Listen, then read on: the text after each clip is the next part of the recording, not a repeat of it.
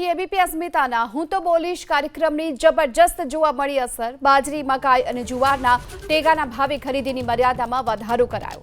ખેડૂત દીઠ ટેકાના ભાવે ખરીદીની મર્યાદામાં 75% વધારો કરાયો। બાજરીની ખરીદી મર્યાદા 2000 કિલોથી વધારી 3500 કિલો કરાઈ છે। આ સાથે મકાઈ અને જુવારની ખરીદી મર્યાદામાં પણ વધારો કરાયો છે। ખરીદ મર્યાદા ઘટાડાતા ખેડૂતોએ વિરોધ દર્શાવ્યો હતો। અન્ય નાગરિક પુરવઠા અને કૃષિ મંત્રી સાથે કિસાન સંઘે બેઠક કરી હતી। રાજ્ય સરકારના ખરીદ મર્યાદા વધારવાના નિર્ણયને કિસાન સંઘે આવકાર્યો। સરકાર દ્વારા બાજરી, જુવાર, મકાઈની જે ખરીદીનો લક્ષ્યાંક આપવામાં આવ્યો હતો એની સામે ક્યાંક ને ક્યાંક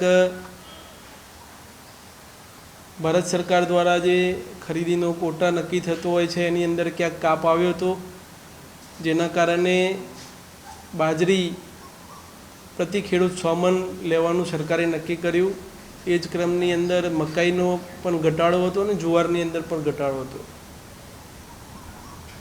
જિલ્લાના ખેડૂતોએ અહીંયા ભારતીય કિસાન સંઘના કાર્યાલય આવી રજૂઆત કરી। અમારા કાર્યકર્તાઓ દ્વારા પણ રજૂઆત આવી હતી, જેના અનુસંધાને રાજ્યના અન્ન અને નાગરિક પુરવઠા મંત્રી શ્રી રમણભાઈ સોલંકીજી અને રાજ્યના કૃષિ મંત્રી જીતુભાઈ વાઘાણીજીનો સંપર્ક કરવામાં આવ્યો।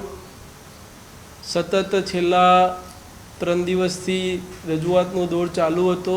સરકારે પણ મંથન કર્યું અને જે પુરવઠાનો જે સ્ટોક, ખરીદીનો જે સ્ટોક હતો એની અંદર વધારો કરવાનું આજે સવારે 11 વાગે નક્કી થયું કે ભાઈ જે બાજરી 100 મણ લેવાની હતી એ 175 મણ લેવાશે। એ જ રેશિયાની અંદર મકાઈ અને જુવારની અંદર પણ ખરીદી કરવામાં આવશે।